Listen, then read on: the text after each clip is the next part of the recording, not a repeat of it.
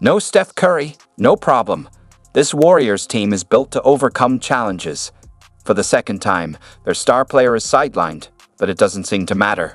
Earlier this season, they struggled without Curry, looking like a team that couldn't even beat a G League squad. But now, they're capable of stealing Game 1 in the semifinals on the road. How did they do it? Simple. It's all about stepping up. Take Buddy Hield, for example. Fresh off his best game ever, he steps into the target center and knocks down shot after shot like it's nothing. Like he normally does, he can't finish it. Hield in transition, back-to-back threes. Here's Buddy Hield, catch and shoot. The stroke is beautiful. I'm not sure if Buddy Hield's been sneaking sips from Steph Curry's water bottle, or if he's just on a wild hot streak, but whatever it is, the Warriors needed every bit of it. Of course, offense can come and go with any team, but what has remained solid for Golden State is their defense. In the first round, the Warriors managed to hold the Rockets under 100 points 3 times in 7 games. But the Rockets were nearly the offensive powerhouse the Timberwolves are, and that didn't change anything. Minnesota was held to just 88 points, a rare sight for them, but something the Warriors have become accustomed to. We know this isn't the same high-scoring juggernaut of the past, but it's still a very good team. They don't need to score 120 points to win. They just need enough to stay ahead. Unlike the Rockets series, where every possession was interchangeable and difficult to exploit, the Timberwolves don't have the same personnel. Rudy Gobert, for example, always plays in drop coverage because that's really all he can guard, creating areas the Warriors can exploit. Mike Conley isn't the same defender, and while Fred VanVleet is great defensively, Jaden McDaniels lacks the strength and athleticism needed to make a significant impact. These specific matchups made the Rockets tough for the Warriors, but Minnesota is a different story, and I think the Warriors proved that. But before diving deeper, let's break it down from the beginning. In the first quarter, neither team had a strong offensive start. Both struggled offensively.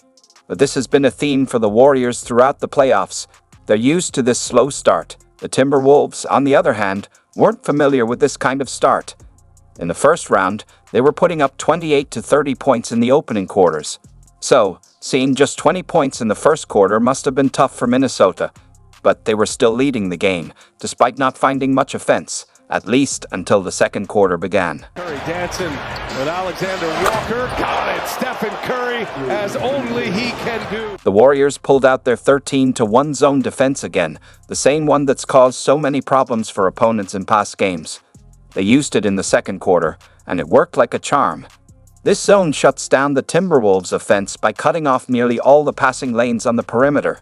The only option for Donte DiVincenzo is to pass it down to Rudy Gobert. But Draymond Green is right there, ready to challenge him.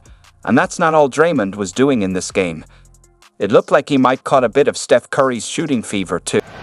Draymond Green fires up a three-pointer, hits another one. Butler finds Green, the hot hand, and he stays hot. Told me that Draymond Green would hit more three-pointers by himself than the entire Timberwolves team in the first half. I'd probably think you were crazy. But that's exactly what happened. And if you said Draymond Green outscored the entire Timberwolves team in the second quarter alone, I definitely think you'd lost it. But again, that's exactly what went down. The Warriors held the Timberwolves to an astonishing 11 points in the second quarter. Yes, just 11. That resulted in the Timberwolves' lowest scoring first half of the season, with only 31 points. But the crazy part.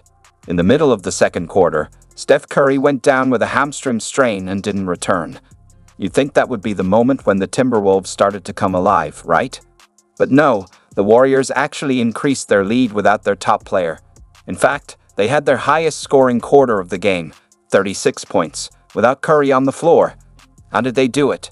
Defense, shot-making, and flawless execution. The Warriors were forcing Anthony Edwards into tough shots, contesting him at the rim and making him miss easy layups. On offense, they were executing perfectly. Take this play. Draymond Green has the ball, and Buddy Hield sets a screen for Jimmy Butler. Mike Conley stays with Buddy, leaving Julius Randle in the dust. As the play transitions, Buddy runs toward Draymond, forcing Randle to follow. But Buddy fakes him out, getting an open three-pointer and making it count. Minnesota 6 for 11. Buddy Hield. Here's Buddy Hield. Catch and shoot. The stroke is... One of the defining features of the Warriors' success, aside from all their other obvious strengths, is how they get shooters so open. Take Buddy Hield, for example. He has the ball, drives past McGill, and dishes it out to GP2. The moment Buddy passes it, you can see McGill relax for just a second. And that brief pause? It costs him.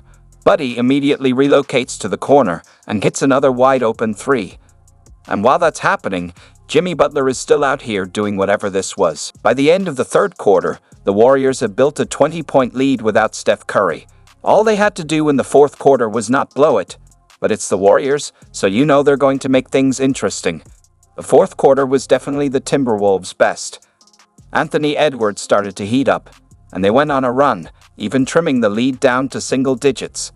And then, Alfred.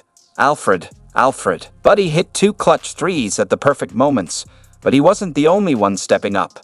Kuminga, Gary Payton, and Kevon Looney all played key roles too. Looney, doing what he does best, grabbed crucial offensive rebounds. The fourth quarter wasn't about individual heroics. It was a true team effort. No one panicked, and everyone stayed focused. Whether it was scoring, defense, or rebounding, someone always stepped in when needed. This was another huge win for the Warriors.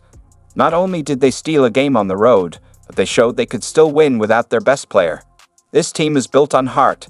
No matter how many injuries they face or how many games they play, they'll always hustle, fight, and outplay their opponents.